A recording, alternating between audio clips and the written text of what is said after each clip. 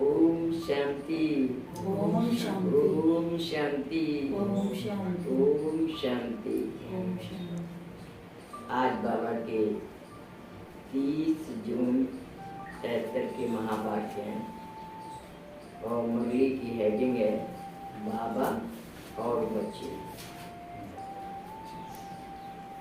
राजाओं का राजा बनाने वाले, जीवन को श्रेष्ठ बनाने वाले, राजयोग सिखलाने वाले, निरंतर योगी, सहज योगी और कर्म योगी बनाने वाले सर्वप्रिय बाबा बोले। क्या कहा? यह संगठन कौन सा संगठन है? क्या इस रूहानी पहेली को जानते हो? जान गए हो व जान रहे हो? जान गए हो तो जानने के साथ जो जाना है उसको मानकर चल रहे हो क्या? पहली स्टेज है जानना, दूसरी है मानना और तीसरी स्टेज है चलना। यानी 3 बातें बताई बाबा ने कि जानना और मानना और तीसरी स्टेज है चलना। तो किस स्टेज तक पहुंचे हो? क्या लास्ट स्टेज तक पहुंचे हो? यानी चलने वाली स्टेज तक पहुंचे हो? जिन्होंने हाँ की उनसे प्रश्न है कि लास्ट स्टेज अर्थात तीसरी स्टेज क्या एवर लास्टिंग है? एवर लास्टिंग माने हमेशा रहने वाली है, हमेशा रहती है। तीसरी स्टेज तक पहुंचना तो सहज है और पहुंच भी गए हैं, लेकिन लास्ट स्टेज को अंडरलाइन करके एवर लास्टिंग बनाओ।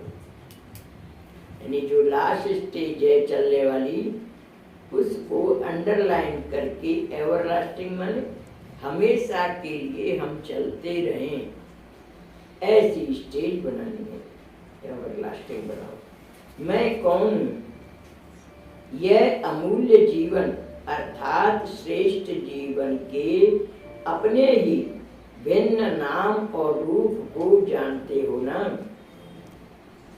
मुख्य स्वरूप और मुख्य नाम कौन सा है? जैसे बाप के अनेक नाम अनेक कर्तव्यों के आधार पर गायन करते हो, फिर भी मुख्य नाम तो कहेंगे ना? वैसे आप श्रेष्ठ आत्माओं के भी अनेक नाम अनेक कर्तव्यों के आधार पर व गुणों के आधार पर बाप द्वारा गाए हुए हैं। उनमें से मुख्य नाम कौन सा है? बाबा जैसे बाबा के बहुत सारे नाम हैं, वैसे ही बच्चों को भी बाबा ने बहुत से टाइटल दिए हैं। तो बाबा कह रहे हैं लेकिन उनमें से भी एक मुख्य नाम, जैसे बाबा का मुख्य नाम शिव बाबा है, तो वैसे ही बाबा के बच्चों का मुख्य नाम कौन सा है? जब ब्रह्मा मुख द्वारा जन्म लिया तो बाप ने किस नाम से बुलाया? पहले जब तक ब्राह्मण नहीं बने तब तक कोई भी कर्तव्य के निमित्त नहीं बन सकती।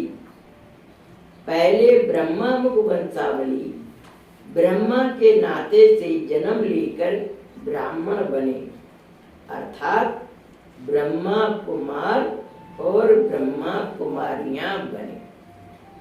तो हम बच्चों का मुख्य नाम कौन सा हुआ? ब्रह्मा कुमार और ब्रह्मा कुमारियां।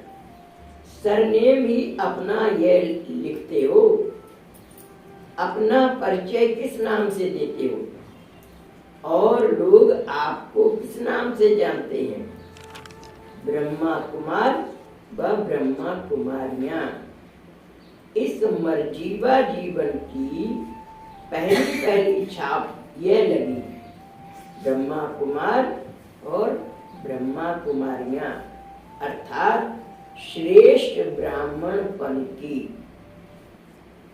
पहले जन्म लिया अर्थात ब्राह्मण बने, तो यह पहला नाम ब्राह्मणपन का व ब्रह्मा कुमारियों का पड़ा, जो कि तीसरी स्टेज तक एवर लास्टिंग है, यानी चलने तक ये चलता है नाम। एवर लास्टिंग अर्थात हर संकल्प, बोल, कर्म, संबंध, संपर्क और सेवा सभी में ब्राह्मण स्टेज के प्रमाण प्रैक्टिकल लाइफ में चल रहे हो, यानी हम सबकी जीवन प्रैक्टिकल लाइफ परमात्मा की जो आज्ञाएं हैं उनके अनुसार चल रहे हैं। संकल्प में, बोल में, कर्म में, संबंध, संपर्क में, सेवा में, सभी में ब्राह्मण स्टेज की प्रमाण चल रहे हैं। संकल्प में भी व बोल में भी शूद्रपन का अंश मात्र भी दिखाई न दे, यानी पिछला जीवन जो हमारा था वो शूद्रपन का कोई संकल्प में भी व बोल में भी अंश मात्र भी दिखाई न दे। ब्राह्मणों का संकल्प, बोल, संस्कार, स्वभाव और कर्म क्या होता है यह तो पहले भी सुनाया है। क्या उसी प्रमाण एवर लास्टिंग स्टेज है? वह ब्राह्मण रूप में हर कर्म व हर संकल्प ब्रह्मा बाप के समान है। यानी बाबा पूछ रहे हैं कि जब आप ब्राह्मण बन गए तो आपका हर संकल्प और बोल और कर्म ब्रह्मा बाप के समान है। क्या उसी प्रमाण एवर लास्टिंग स्टेज है? वह ब्राह्मण रूप में हर कर्म व हर संकल्प ब्रह्मा बाप के समान है। जैसा बाप वैसे बच्चे, यानी हम ब्रह्मा के बच्चे बन गए तो हमारा सोच, बोल, कर्म ब्रह्मा बाप के समान होना चाहिए, तब मालूम पड़ेगा कि हम चलने वाले हैं। यानी हमारी प्रैक्टिकल लाइफ वैसी है जैसी भगवान हमको बनाना चाहते हैं। जो जैसा बाप वैसे बच्चे, जो स्वभाव, संस्कार व संकल्प बाप का है क्या वही बच्चों का है? क्या बाप के व्यर्थ संकल्प चलते हैं? वह कमजोर संकल्प उत्पन्न हो सकते हैं? अगर बाप के ही नहीं हो सकते तो फिर ब्राह्मणों के क्यों? यानी जब परमात्मा के, शिव बाबा के कभी व्यर्थ बोल, व्यर्थ संकल्प नहीं होते तो हम बच्चों के भी कभी व्यर्थ बोल या व्यर्थ संकल्प नहीं आने चाहिए। क्या बाप के व्यर्थ संकल्प चलते हैं? वह कमजोर संकल्प उत्पन्न हो सकते हैं? अगर बाप के ही नहीं हो सकते तो फिर ब्राह्मणों के क्यों? बाप अचल, अटल, अडोल स्थिति में सदा स्थित है, तो ब्राह्मणों का व बच्चों का फर्ज क्या है? बाबा याद दिला रहे हैं कि जब बाप अटल, अचल, अडोल स्थिति में स्थित रह सकते हैं तो ब्राह्मणों का यानी बच्चों का फर्ज क्या है? लायक बच्चे का फर्ज कौन सा होता है? फॉलो फादर, जैसा बाप वैसे बच्चे। फॉलो फादर का अर्थ नहीं कि सिर्फ ईश्वरीय सेवाधारी बन गए, मतलब फॉलो फादर का यह मतलब नहीं है कि केवल ईश्वरीय सेवा करने वाले बन गए, लेकिन फॉलो फादर अर्थात हर कदम पर, हर संकल्प में फॉलो फादर, यानी हर बात में फॉलो करना है। जैसे ब्रह्मा बाबा का कदम वैसे ही हमारी सबकी चाल चलन होनी चाहिए। जैसे ब्रह्मा बाबा का सोच, संकल्प वैसे ही हम सबके भी होने चाहिए। फॉलो फादर, क्या ऐसे फॉलो फादर हो जैसे बाप के ईश्वरीय संस्कार, दिव्य स्वभाव, दिव्य व्रति व दिव्य दृष्टि सदा है। क्या वैसी ही व्रति, दृष्टि, स्वभाव व संस्कार बने हैं? यानी जैसे बाबा के अंदर संस्कार है, स्वभाव है, वृत्ति है, दृष्टि है, हम बच्चों की क्या वृत्ति, दृष्टि, स्वभाव, संस्कार वैसे बने हैं? ऐसे ईश्वरीय सीरत वाली सूरत बनी है। पूछ रहे हैं बाबा कि ऐसे ईश्वरीय सीरत वाली, यानी ईश्वर के जो गुण हैं वो ही गुण वाली हमारी सूरत बनी है क्या? जिस सूरत द्वारा बाप के गुणों और कर्तव्यों की रूपरेखा दिखाई दे, इसको कहा जाता है फॉलो फादर। यानी जिसकी हमारी सूरत से, सीरत से लोगों को दिखाई दे कि ये बिल्कुल बाप की ट्रू कॉपी है, बाप के ही समान है, तब कहलाएंगे फॉलो फादर। जैसे बाप के गुणगान करते हो या चरित्र वर्णन करते हो, क्या वैसे ही अपने में वह सर्व गुण धारण किए अपने हर कर्म को चरित्र समान बनाया है क्या? हर कर्म याद में स्थित रह करते हो क्या? यानी बाबा पूछ रहे हैं कि हर कर्म को बाप के समान बनाया है? हर गुण जो बाप के अंदर है वो आपके अंदर है क्या? जो कर्म याद में रहकर करते हैं वह कर्म यादगार बन जाता है। क्या ऐसे यादगार मूर्त अर्थात कर्मयोगी बने हो? बाबा पूछ रहे हैं जो बाबा की याद में रहकर कर्म करते हैं वो क्या बन जाते हैं? यादगार मूर्त बन जाते हैं। तो हर कर्म बाबा की याद में रहकर करते हो या कर्मयोगी बनकर करते हो? कर्मयोगी अर्थात हर कर्म योग युक्त, युक्त युक्त, शक्ति युक्त। कर्मयोगी की विशेषता क्या बताई कि कर्मयोगी अर्थात हर कर्म योग युक्त, यानी बाबा की याद में हो, युक्त युक्त, बिल्कुल सही हो, युक्ति युक्त और शक्ति युक्त, उसमें शक्ति भी भरी हुई हो। क्या ऐसे कर्मयोगी बने हो? योगी जीवन है अर्थात योग युक्त है या हर कर्म योग युक्त है? यानी एक होता है योगी जीवन, थोड़ी बहुत देर के लिए योग लगा लिया, एक है कि हर कर्म योग युक्त है। जो वर्णन में है कर्म योगी, निरंतर योगी और सहज योगी, क्या वही प्रैक्टिकल में है अर्थात एवर लास्टिंग है? यानी चलने में बाबा कह रहे हैं क्या चलने में हमेशा वैसी स्थिति रहती है?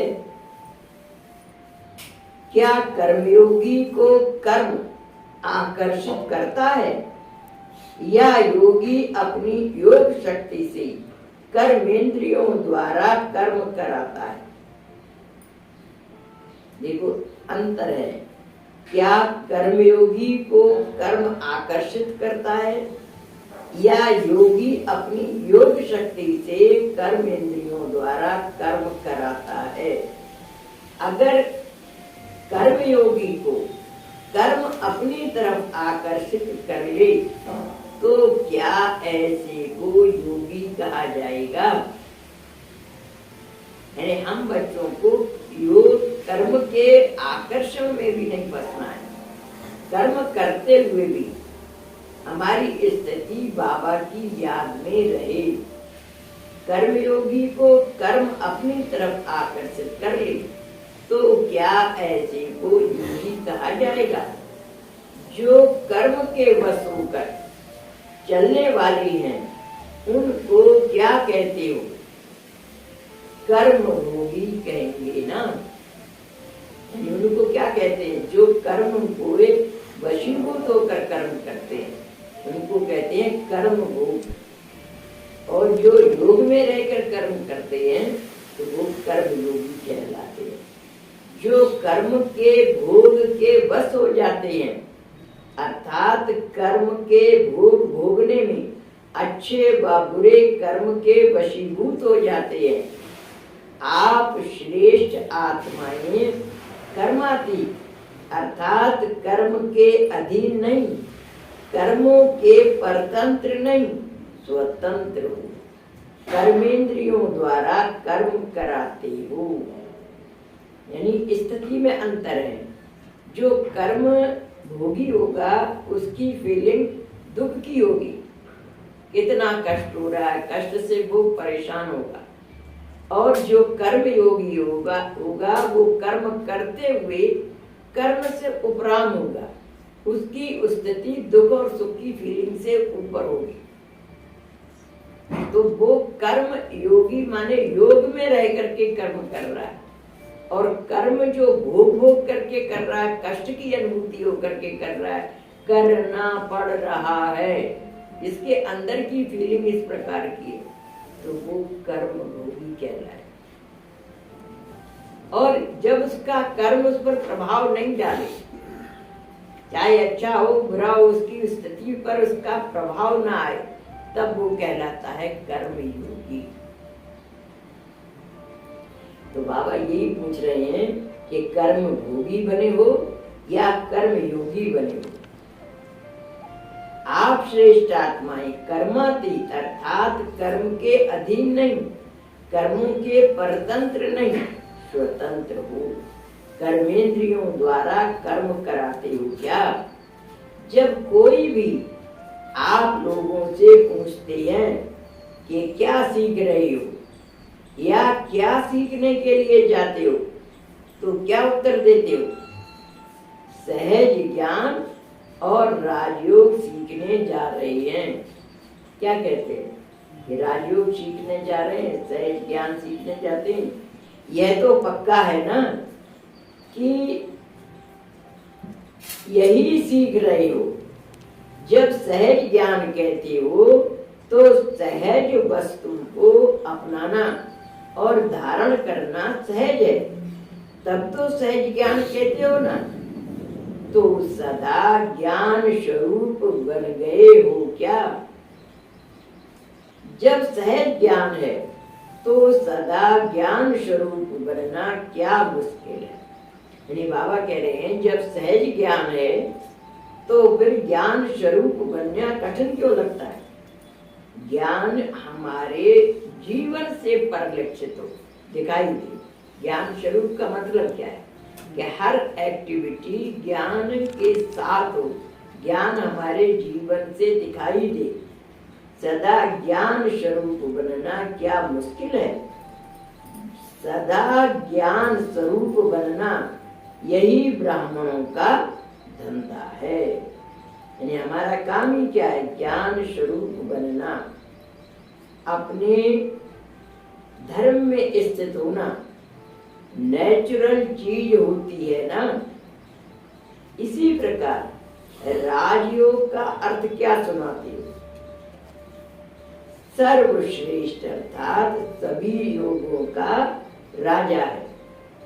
यानी राजयोग का मतलब क्या है कि ये योग सभी योगों का राजा है और इससे राजाई प्राप्त होती है। यानी राजयोग का मतलब कि राजा बनते हैं, हम राजा बनने का योग है, इससे राजाई प्राप्त होती है। राजाओं का राजा बनने का योग है। आप सभी राजयोगी हो या राजाई भविष्य में प्राप्त करनी है? अब बाबा पूछ रहे हैं कि आप सभी राजयोगी हो या राजाई भविष्य में प्राप्त करनी है? अभी संगम युग में भी राजा हो या सिर्फ भविष्य में बनने वाले हो? इस समय हमको क्या बनाते हैं परमात्मा? स्वराज्य अधिकारी। हम अपने शरीर के राजा बने। यहाँ पर जो अपने शरीर का राजा बनेगा वो वहाँ विश्व का राज्य भाग्य अधिकारी बनेगा। जो यहाँ पर ही अपने शरीर का राजा नहीं बन पा रहा, शरीर की इंद्रियों का गुलाम बन गया है, तो वहाँ राजा कैसे बनेगा?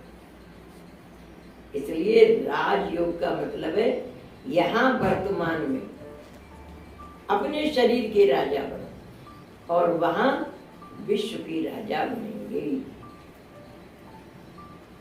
जो संगम युग में राज्य पद नहीं पा सकते वह भविष्य में क्या पा सकते हैं? तो जैसे सर्वश्रेष्ठ योग कहते हो ऐसा ही सर्वश्रेष्ठ योगी जीवन तो होना चाहिए ना। क्या पहले अपनी कर्मेंद्रियों के राजा बने हो? बाबा पूछ रहे हैं कि अपने कर्मेंद्रियों के राजा बने हो। जो स्वयं के राजा नहीं वह विश्व की राजा कैसे बनेंगे? क्या स्थूल कर्मेंद्रियां व आत्मा की श्रेष्ठ शक्तियां मन बुद्धि और संस्कार अपने कंट्रोल में है? यानी स्थूल कर्मेंद्रियां और आत्मा की जो सूक्ष्म शक्तियां हैं मन बुद्धि संस्कार, ये चीजें हमारे कंट्रोल में हैं। अर्थात उन्हों के ऊपर राजा बनकर राज्य करते हो। राजयोगी अर्थात अभी राज्य चलाने वाले बनते हो। राज्य करने के संस्कार व शक्ति अभी से धारण करते हो। भविष्य 21 जन्म में राज्य करने की धारणा प्रैक्टिकल रूप में अभी आती है। सहज ज्ञान और राजयोग तीसरी स्टेज तक आया है क्या? यानी बाबा पूछ रहे हैं कि जानना मानना और चलना, तो तीसरी स्टेज है चलने की। तो सहज राजयोग और सहज ज्ञान और राजयोग तीसरी स्टेज तक आया है क्या? यानी आपकी प्रैक्टिकल लाइफ में चलने की स्टेज तक आया है। संकल्प को ऑर्डर करो, स्टॉप, तो स्टॉप कर सकते हो। यानी संकल्प माने सोच। आपके दिमाग में कोई बात चल रही है और आप कहो स्टॉप हो जाओ, तो स्टॉप कर पाते हो? संकल्प को ऑर्डर करो स्टॉप, तो स्टॉप कर सकते हो क्या? बुद्धि को डायरेक्शन दो कि शुद्ध संकल्प व अव्यक्त स्थिति व बीज रूप स्थिति में स्थित हो जाओ, तो क्या स्थित कर सकते हो? ऐसे राजा बने हो क्या? ऐसे राजयोगी जो हैं उनको कहा जाता है फॉलो फादर। यानी जिसने इस समय जितनी रूलिंग पावर कंट्रोलिंग पावर अपने अंदर भरी है वो ही उतना फॉलो फादर कर पा रहा। तो ऐसे राजा बने हो कि स्टॉप कहे नहीं सोचना है, तो नहीं संकल्प आए। फिर ऐसे राजयोगी जो हैं उनको कहा जाता है फॉलो फादर।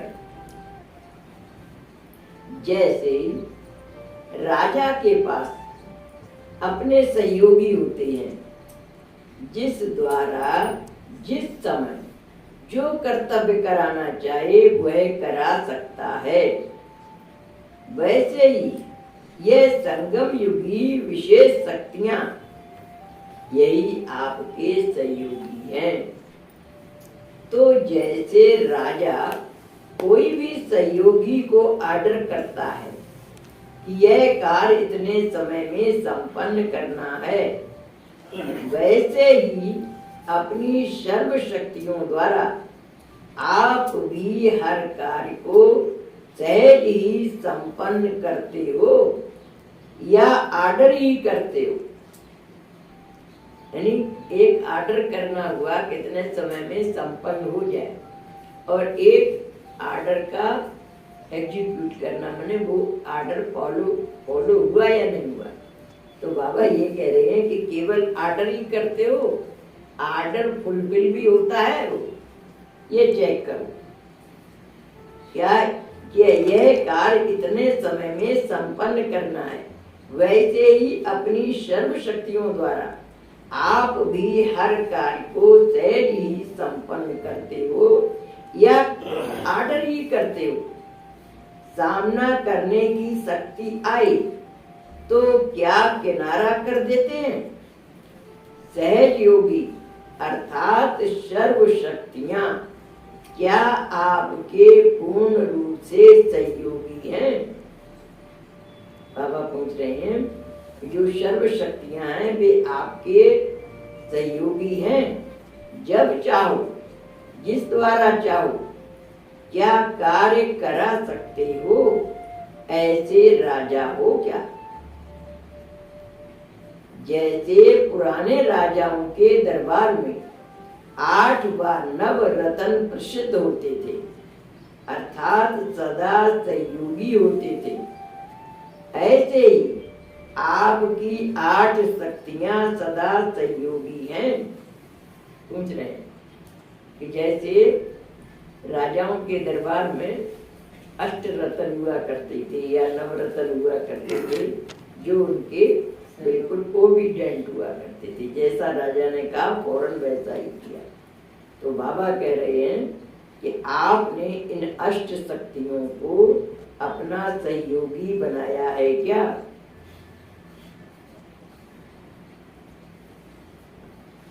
ऐसे ही आपकी 8 शक्तियां सदा सहयोगी हैं, इससे ही अपने भविष्य प्रारब्ध को जान सकते हो। अगर ये 8 शक्तियां आपकी हमेशा सहयोगी हैं तो भविष्य में भी आप बड़े राजा बन जाएंगे, बन सकते हैं। और अगर आपके अंडर में ये अष्ट शक्तियां अभी नहीं चल रही हैं तो वहां कैसे बनेंगे। वहां पर कोई मंत्रणा करने वाला नहीं होता है, मंत्री नहीं होते, राजा ही आले नाल सर्वे सर्वा होता है। तो वो सारी शक्तियां अपने अंडर में अभी कर ली। जिसने इन अष्ट शक्तियों को अपना सहयोगी बनाया है, जो यहाँ स्वराज्य अधिकारी है, तो वहां विश्व राज्य अधिकारी बनेगा। तो सारी बातें परमात्मा अभी हम बच्चों को चेक करने के लिए कहते हैं कि चेक योरसेल्फ, कि कहाँ तक आप एंटाइटल्ड हुए हैं विश्व महाराजन बनने के। राजयोग का एक अर्थ ये भी है कि राज माना रहस्य और योग माना ये योग रहस्य वाला योग है। संसार में जो बच्चा पढ़ाई करते हैं, कोई डॉक्टरी पढ़ रहा है, इंजीनियरिंग पढ़ रहा है, तो इसी जन्म में वो डॉक्टर इंजीनियर कहलाया जाता है। वो प्रैक्टिस इसी जन्म में करता है, अगले जन्म में उसको मेमोरी में नहीं रहता है। लेकिन हमारी ये पढ़ाई है, इसमें रहस्य क्या है कि हम पढ़ इस समय रहे हैं और इसका फल हमको अगले जन्म में मिलेगा। ये राज रहस्य है इस बात कि जो परमात्मा कह रहे हैं चेक योरसेल्फ, चेक योरसेल्फ, मतलब इस समय आप स्वराज्य अधिकारी बने हैं। ये शक्तियां, ये शरीर की इंद्रियां, ये मन बुद्धि संस्कार आपके अंडर में अभी चल रहे हैं, तो आप वहां पर भी विश्व महाराजा बनने लायक होंगे। अगर ये आपके ऑर्डर में नहीं चल रहे हैं वर्तमान में, तो भविष्य में विश्व महाराजा कैसे बनेंगे। ये रहस्य भरा हुआ है कि विश्व महाराजा के अंदर जो क्वालिटी होनी चाहिए वो अभी आई है आपके अंदर, चल रहे हैं आप ऐसे। तो जानना, मानना और चलना, प्रैक्टिकल लाइफ से हर एक अपने आप को समझ सकता है कि हम किस पद को डिजर्व कर रहे हैं, कौन सा पद वहां मिलने वाला है। तो इससे ही अपने भविष्य प्रारब्ध को जान सकती हो। यह है दर्पण, जिसमें अपनी सूरत और सीरत देखने से मालूम पड़ सकता है। जैसे दर्पण में अपनी शकल साफ दिखाई देती ना, ऐसे ही बाबा कह रहे हैं कि ये दर्पण है कि आपके अंदर कितनी कंट्रोलिंग रूलिंग पावर है। यहाँ पर है तो वहां पर भी होगी, जब यहाँ नहीं है तो वहां कैसे होगी। बाबा ने फिर पिछली मुरली में 6 मास का समय दिया था कि 6 मास में बताया था। एक अभी मुरली चली एवर रेडी ग्रुप, रेडी और लेजी ग्रुप। लेजी ग्रुप की तो बात ही नहीं, एवर रेडी और रेडी ग्रुप, उसके लिए 6 मास का समय दिया था। तो बाबा उसकी याद दिला रहे हैं कि 6 मास जो दिए हैं वह विनाश की तारीख नहीं दी है, विनाश होने की तारीख नहीं है, लेकिन हरेक संगम युगी राजा अपने राज्य कारोबार अर्थात सदा सहयोगी शक्तियों को एवर रेडी बनाकर तैयार कर सके, इसके लिए यह समय दिया है। 6 मास की जो अवधि दी बाबा ने, तो वो उसके लिए दिया है कि अपने आप को एवर रेडी ग्रुप में लिया हो, हमेशा तैयार। ब्रह्मा बाबा कैसे कराते थे, 5 मिनट में तैयार होकर आ जाओ, गाड़ी रुकी रहेगी। सेवा के लिए भेजते थे, 5 मिनट में तैयार हो गए और गाड़ी रुकी रहती थी। इतना उनके अंदर रूलिंग पावर थी। और जो बच्चे ओबीडिएंट होते तो उनको कहते थे शाबाश। जो नहीं कर पाते थे तो उनको कहते थे कि गृहस्थी हो। तो बाबा कह रहे हैं यहाँ पर, लेकिन हरेक संगम युगी राजा अपने राज्य कारोबार अर्थात सदा सहयोगी शक्तियों को एवर रेडी बनाकर तैयार कर सके, इसके लिए यह समय दिया है। क्योंकि अब से अगर राज्य कारोबार संभालने के संस्कार नहीं भरेंगे, देखो क्या कर रहे हैं, संस्कार कभी एक दिन में नहीं बनता है। संस्कार बनता है बार बार, वो काम हम जब करते हैं तो वो हमारा संस्कार यानी आदत बन जाती है। कोई एक बार सिगरेट या शराब पी ले तो शराब पीने सिगरेट पीने का हैबिचुअल नहीं कहलाएगा, जब रोज पीता रहेगा तब वो हैबिचुअल कहलाएगा। ऐसे ही संस्कार एक बार करने में नहीं बन जाते, बार बार हम जब करते हैं तब हमारी आदत बनती है और आदत को ही संस्कार कहा जाता है। तो बाबा यहाँ पर ये याद दिला रहे हैं कि इसके लिए इस समय दिए सदा सहयोगी शक्तियों को एवर रेडी बनाकर तैयार कर सकें, इसके लिए यह समय दिया है। क्योंकि अब से अगर राज्य कारोबार संभालने के संस्कार नहीं भरेंगे तो भविष्य में भी बहुत समय के लिए राजा वन राज्य नहीं कर सकेंगे। 6 मास का अर्थ समझा, इसलिए बाबा ने 6 मास का टाइम दिया। अपने हर सहयोगी को सामने देखो और अपने संकल्पों को स्टॉप करके देखो, अपनी बुद्धि को डायरेक्शन प्रमाण चलाकर देखो। इस रिहर्सल के लिए 6 मास दिए हैं, समझा। अब ये होमवर्क दिया है बाबा ने कि अपनी बुद्धि को डायरेक्शन प्रमाण चलाकर देखो, अपनी शक्तियों को सहयोगी बना करके देखो, संकल्पों को स्टॉप करके देखो। ये 6 मास प्रैक्टिस करो।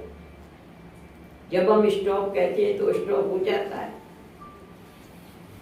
तो इस तरीके से प्रैक्टिस करने के लिए बाबा ने ये 6 मास की अवधि दी है। इस रिहर्सल के लिए 6 मास दिए हैं, समझा। अच्छा, सदा सहज ज्ञान स्वरूप, सदा राजयोगी, निरंतर योगी, सहज योगी, सर्व शक्तियों को अपना सहयोगी बनाने वाले बाप समान संकल्प, संस्कार और कर्म करने वाली ऐसे संगम युगी सर्व राजाओं को बाप दादा का याद प्यार और नमस्ते। ऐसा श्रेष्ठ बनाने वाले बाप दादा को हम हमारे बच्चों का याद प्यार और नमस्ते और